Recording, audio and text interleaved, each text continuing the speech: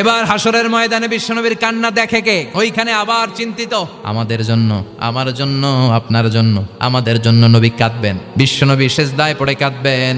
বিশ্বনবী সাইয়েদনা জিবরাইলরে বলবেন, ইয়া জিবরাইল ইযহাব ইলা মুহাম্মদ ওয়াসআলহু মা ইউবকিকা, যাও নবীরে জিজ্ঞেস করো নবী আপনি কাঁদেন কেন। বিশ্বনবী তখনও মাথা উঠাবেন না, জিবরাইলের উত্তর দিবেন সেজদায় পড়ে থেকে।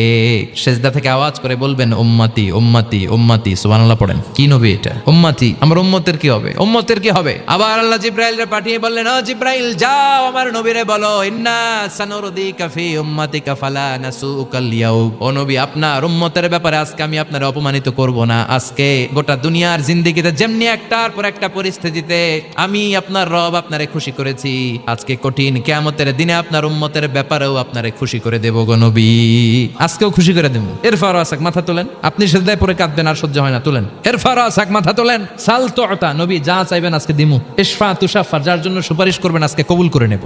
ওয়ালা সাউফা ইউতিকা রাব্বুকা, অচিরেই আপনাকে খুশি করে দেয়া হবে।